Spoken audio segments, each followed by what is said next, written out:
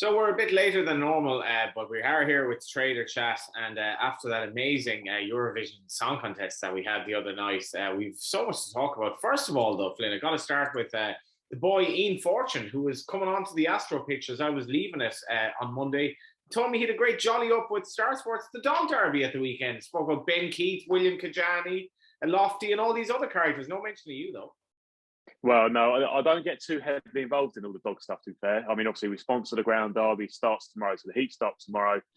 We got 3 days worth of heats and then runs all the way up until the end of June, which actually clashes with the Irish Derby, funnily enough, the actual final. But what a weekend of sport that'll be. But yeah, all the festivities have started. I wasn't there the other evening for the draw or anything like that. But yeah, it's all systems go for the Derby. Would you like a show of betting, Johnny? Yes, let's get a show of betting on the Star Sports Greyhound Derby, and let's see where we go from there. Here we go. So I am looking just to my right here. I've got 3 screens in front of me, but I've got the we'll have the dogs eventually pop up on the right. We've actually got all the heats priced up to start with. So hopefully this goes out this evening. We are recording on Wednesday afternoon. So the heat start tomorrow. We've got them all priced up on site under ante-post and also under the tomorrow tab. So just have a look at the actual outright betting. So we've got a standout favourite, but it looks like one of the most competitive Greyhound Derbies we've seen in recent years. So Fawn Falcon, the wide runner, and the winner of last year is 18-1. Park Blake is 20-1. 18 the field. Yeah, 18-1 the field. So unbelievable. Proper stuff here. Balimbola Ed is 22. Curragh Calvin 22. Bubbly Apache 25. Cushy Concord 25. Kildare 25. I'll just read out the rest of the 25s. Lutaro, Signet Ace, and Sing Along Sally are the rest of 25. Then your 33-1 bar. We're a quarter 6 places, so a quarter of the odds just to get into the final. Like I say, it gets underway tomorrow. I can tell you what the book looks like as well. As we are obviously 18 the field, you are going to have a sea of red when you look at the book for these type of events. 1, 2, 3, 4, 5, 6, 7, 8, 9, 10, 11, 12, 13, 14. 15 losers that are still priced up in the competition. We've got 4 in there that aren't. So we've got 4 beat already. That'll be obviously, I would imagine, through injury or just not going for the Derby. In terms of worst result, Mystical Mario would be the worst result. Loses the most in the book, and we've got some decent bets on that one. Clungill Aussie, Churchill Holly, Hoodoo Brown, Lutaro, Park Blake, who's second favourite at 20-1, Scarty Yank, Balimbula Ed, Sing Along Sally, Kildare, Cooler Valley Calvin, Bubbly Apache, Fast Bit Paddy, Hello Hammond, and Bocco's Leah, and then the field would win. I've not read out Fawn Falcon there because Fawn Falcon, the favourite, the winner of last year, wins us a decent chunk this year so far. Wow. So, I mean, this anti-post book changes obviously when dogs are coming out and stuff like that, and people react to recent performances and times. But that's how we look at the moment. So I'm sure there'll be some owners maybe watching this and they might think that their dog has a great chance and it's actually a loser in the Star Sports book because there's plenty to pick from there, Johnny? Okay, so let's talk the Eurovision. I was just watching the betting in running, and I wasn't really, albeit obviously we had our chat last week, I wasn't entirely familiar how it would work in terms of the sort of the voting all coming in all at once from the public, and I was getting a bit confused as it went on, and then you're kind of looking at the in-running betting. It was absolute carnage. How was it though for Star Sports? Yeah, so just to talk about it in running to start with, I think I saw Ukraine as big as like 5-2 on the exchange, so around 355, something like that. They probably went bigger, but JB, who we had on the Eurovision preview last week, was saying that he thought Ukraine needed to get like maybe 170 odd in the jury vote to go and win it. I mean, it turns out they needed much less because their televote was just absolutely madness, wasn't it? Spain obviously performed really well.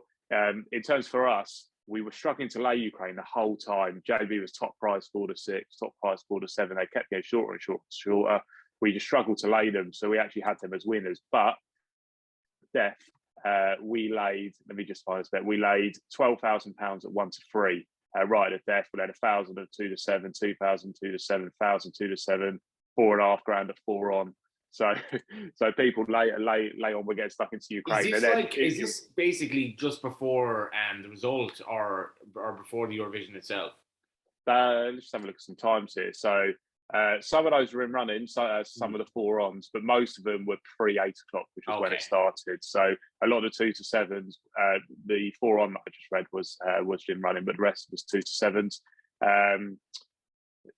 it did make the book look lovely. It was a perfect book then because we had a good few losers for a good few grand, and then those bets kind of thrown in just put the favourite in its place, not for a huge amount, and then we had the field winning plenty. I mean, we obviously ended up doing our money in the end, but in terms of how you want the book to look, it was an absolutely scrumptious book, I'd say. Poor old Blighty as well, just slightly out of luck, despite being more or less written off by yourself. There you go, Flynn. I'm not sure you are a Eurovision expert, although you don't proclaim to be fair. Yeah, no. I did have a few bets and just enjoy it. I've made the in-laws watch it, and I'm not sure I'll be invited back very soon, unfortunately. Let's talk golf then. The only golf that's come into my kind of sphere of late has been obviously Greg Norman and his comments about Saudi Arabia and so on and so forth. But you want to talk the USPGA Championship, which is obviously more relevant at the moment. Do indeed. It's going to be some watch this week. I literally cannot wait. It's on a great time for us. I can't remember exactly what time I tee off, but it's around 1 o'clock or something like that. So it's a great watching event for us. The track looks like it's going to be great. It's going to be really testing. It's going to be wind to deal with as well. There could be a draw bias. They're talking about a lot of wind gusting on Friday morning, but it might get so bad that they don't actually play, which then doesn't bring the draw bias into account. You want the players to be out there and encountering that to have a draw bias. So it looks like at an early stage that you want to be out early tomorrow and late on Friday. So bear that in mind if you're having the bet. A lot of players towards the front of them.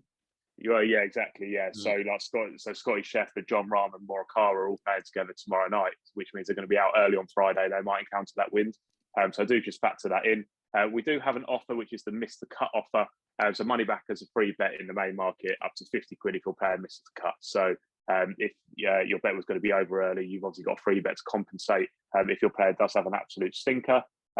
Just in terms of how we bet, the world number one Scotty Scheffler is 11-1.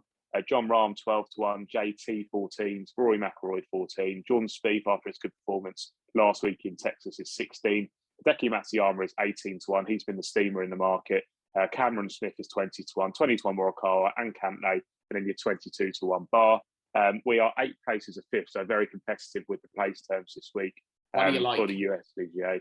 I've got a few this week. I think in these majors where you can get the extra places, obviously we're paying 8 places here. I think the value does lie towards the head of the market in these events. Okay.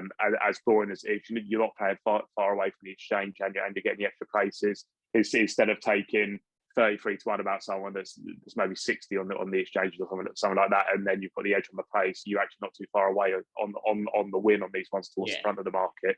I think that Scotty Scheffler is just all laid out from this week. He's won college events here. He's striking the ball so well. He had a great week last week, even though he hit some triple bogeys last week and that just ruined the score. But he kind of cruised through it. He's won, I think, 4 in his last 7 events. And he's such a versatile player that he hasn't really got a hole in him. He's got a fantastic demeanour for majors and just so calm, chilled out. He's got a great short game. I think that this week the big thing is going to be a second shot golf course. So very small targets to hit and a lot of runoff areas, but it means you're going to have to get up and down and chip well. Scotty Scheffler's fantastic at that as well. So he would be the one at the head of the market for me. The other one that I like was Hideki Matsuyama that I just mentioned. He showed very good recent form last week, really coming back to himself in terms of his ball strike and finishing really, really well. I think he finished 24 under in the end. So he's coming back to himself. And this course, I think, is going to correlate well with Augusta in the way that it's all about that second shot, that approach play, but also having to get up and down when you need to. So anyone that performs well at Augusta will perform well here. I think Scheffler, Matsuyama, I like Cameron Smith for this. He's gone out to a decent price. He was 16s for the Masters, and he's 20-1 here. So you're taking a bigger price about him. And again, if you play similar to Augusta, he absolutely loves that place. And the other one is at a huge price, I'll try and find him our betting, would be Charles Schwartzel. He's changed his putter recently. In the last couple of weeks, he's played really well. He did solo 8th last week. His all-round game was very good last week, to be fair. And another one that's gone well at Augusta in the past. So someone that's on form and goes well at the Masters track is 150-1, Charles Schwartzel. Yeah, there you go. So those would be the 4 get still. Scheffler, Matsuyama, Cameron Smith, and Charles Schwartzel at a price. We've also got loads of other markets priced up. Glenn's been very busy. We've also got the top nationalities. We've got all the group bettings, matchups, 72-hole matches, 72-hole threesomes, top finishes, so your top 5, top 10, and then your top finish combinations. Round leader, your first round leaders up there were obviously, we've got 25 to field in the first round leader, 7 places. And we've got some specials on there as well. So tournament winning score, your favourite here would be a couple up of -6 or -7 or -8 or -9. So it's going to play pretty difficult to be finishing at those type of scores. It's not going to be a 20 under shootout. And then we've also got a handicap with lots of different players in. So you've got Rory McIlroy +2, Matsuyama +4, so on, so on. So loads of markets to be getting stuck into when you have a look at the goals this week. And like I say, it's going to be a great watch. Come and take the 8 places with us and get yourself on. Yeah, so on the racing front, obviously we go to the Curragh for the Guineas and on Saturday and Sunday. I'm a bit disappointed in the 2000 Guineas, to be honest. I mean, you have one horse rated any higher than 110, so it's effectively like a Group 3 with Native Trail, who's going to be, you'd imagine he's going to be 1 to 3 or something like that. Now, maybe there's an angle to take him on. He's obviously, he's beaten in the Guineas. He's still rated 121. He likes the Curragh. He should win. I know you like Buckaroo's Leopardstown Conqueror, Pisbadil for the Derby. You'll be hoping that he runs a big race. I think he might run a big race. But I don't know. It must be a strange one for the bookies to kind of get involved in this one. It's a bit early at the moment. When you've got a favourite that is such a short price ante-post, not many people want to get involved. The only business we lay here, because of the shape of the race, is the each way business. For kind of bad each way merchants, it's a nice race to play in each way. I'm actually flying out to Ireland for this, so I'll be coming over on Friday myself, and Simon will be blogging from the ring, and then myself and Neil Casey will be on the pitch for start at the Curragh. So do come and see us. Do come and have a chat if you are at the Curragh at the weekend. We go Friday night and Saturday, Sunday. I really like Buckaroo here. I'm a massive fan of that Baddie Sachs form. Like you just said, Johnny, Pisbadil just shapes like a fantastic stayer. And Buckaroo, I think, will be a great 1 mile horse. I didn't like him over 1 mile 2 or those further trips, but this type of trip is absolutely perfect. He's 7 to 2 with us with 3 to 10 Native Trail and your 8 to 1 bar. That's Ivy League. There's been some money for Wexford Native at 25 to 1. So money at a bigger price for Wexford Native. But it's been a pretty quiet race so far. But I do think that they'll get closer in price. I can see Native Trail going off, I don't know, around 2-1, and then Buckaroo being around like maybe like the 9 to 4 mark or something like that, rather than 3 to 10 and 7 to 2 as they are at the moment. Just briefly as well, the Phillies Guineas. So Homeless Songs, Darren Well is operating at a 5% strike rate this season. He's not going well.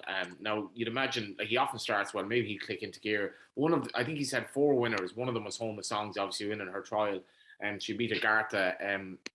Not entirely sure what to make of the form, but she did show a really good turn of foot. In fairness, at Leopardstown, taking on the likes of History. It's not a great Guineas, it looks, to be fair. So quick show betting for the Irish 1000 Guineas. We've got Tuesday in there at 2 to 1 favourite. I'll tell you why in just a moment. Homeless Songs is in there at 5 to 2. History 9 to 2. Miss on Scene 8 to 1. Concert Hall 9 to 1. Then your 10 to 1 bar. We've seen a lot of shrewd money for Tuesday this week.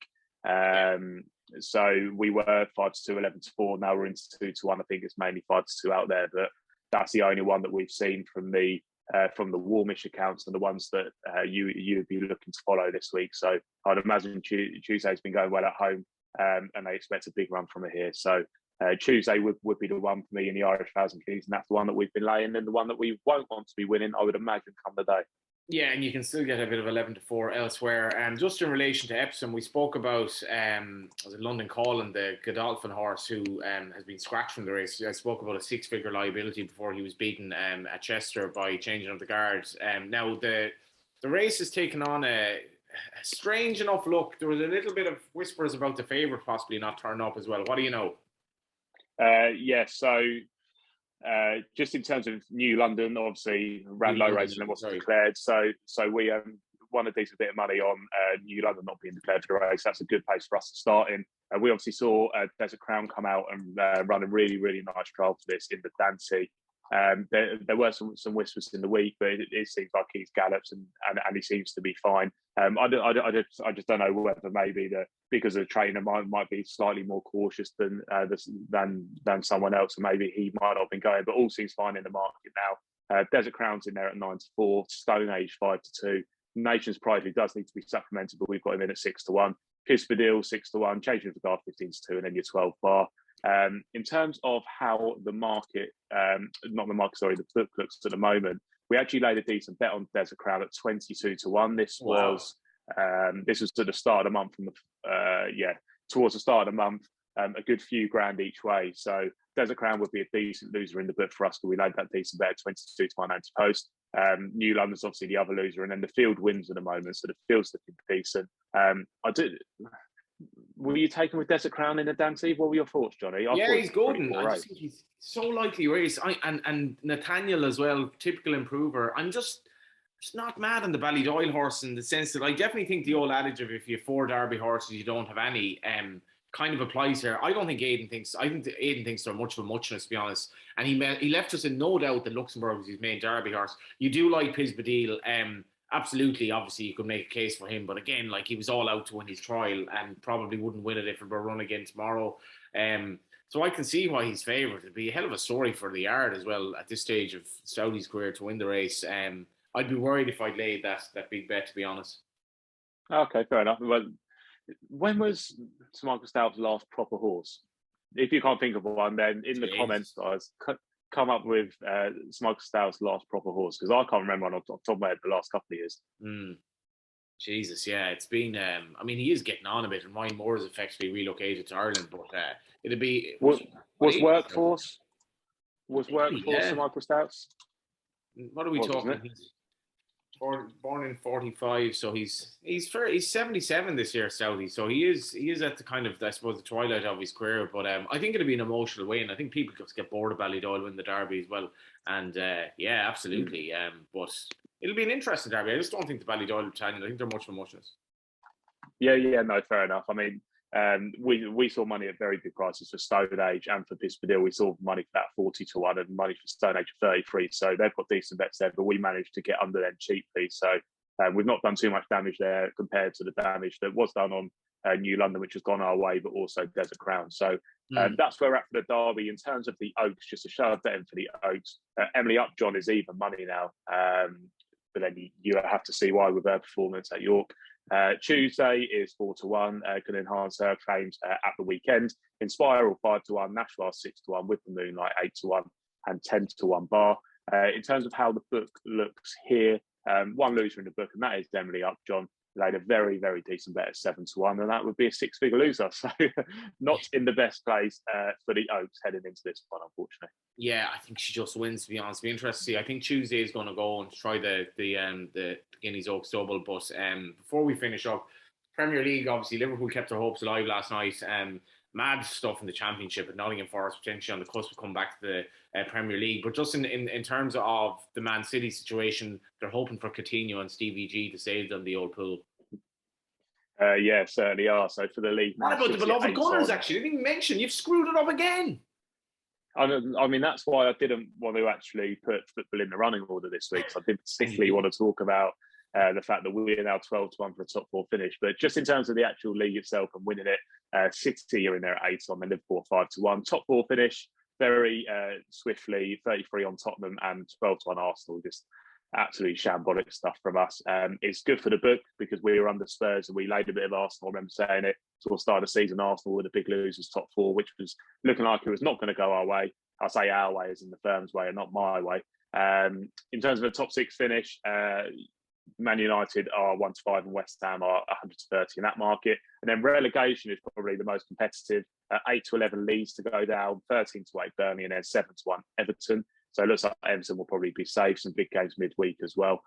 We've also got the Europa League final tonight. I mean, this is going to be out, I would imagine, after it or maybe just before it. But we've got Frankfurt versus Rangers tonight. So what story it'd be if Rangers can go and get the job done in the Europa League final? They're 2 to 1. The draw's 23 to 10, and Frankfurt are 11 to 8. So huge game for Rangers this evening. Yeah, sorry to bring up your beloved Gunners. Just a bit of a by the by. We did have a lot to talk about there. Eurovision, Star Sports Greyhound Derby, and the golf, obviously the Derby, the Oaks, Guineas, and Flynn's beloved Arsenal. And we will be back next week. Thank you for watching and listening.